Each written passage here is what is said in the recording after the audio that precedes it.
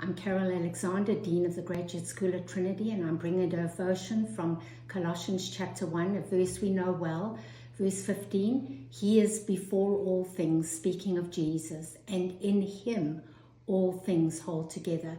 What a comforting verse for the Colossian church, that we're a fledgling community dealing with different cultural challenges, a lot like we are perhaps today, dealing with challenges. So I want to just focus on a number of things. First of all, we need to navigate a world of folly with wisdom. How do we do that? I believe we can only navigate this world of folly by entrenching our hearts, our minds, our souls in God's word. The book of Proverbs says, trust in the Lord with all your heart and lean not unto your own understanding.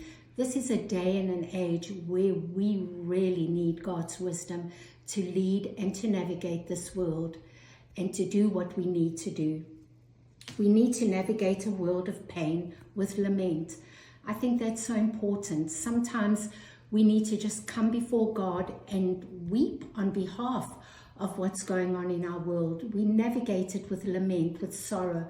God, help us to navigate these challenges and guard our hearts as we seek to lead people and lead this world through some of the challenges that they are going through. And then we need to navigate a world of despair with hope.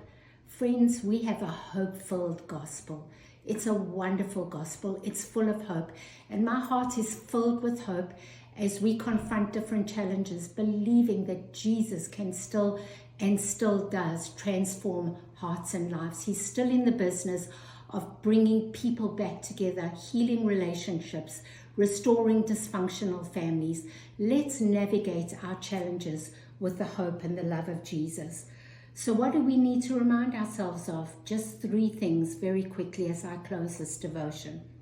Jesus holds everything together.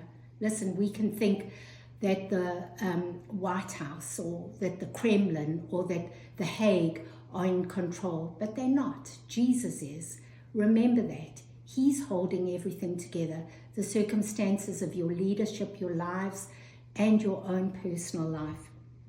And then remember as well, we were told just before Jesus returned to heaven that all authority in heaven and earth was his. I love that. And I remind myself daily that Jesus is in full control. Not me, not you, not the Kremlin, not the White House, Jesus.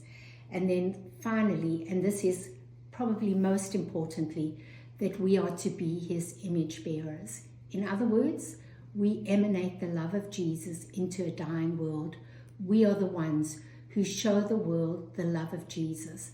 So as you confront this week, whatever those challenges are, my prayer is that your light would shine very brightly in a dark world, and that we would bring the hope of the gospel to a needy world. If you are struggling with a personal issue, my prayer is that God will shine light on that issue and give you peace.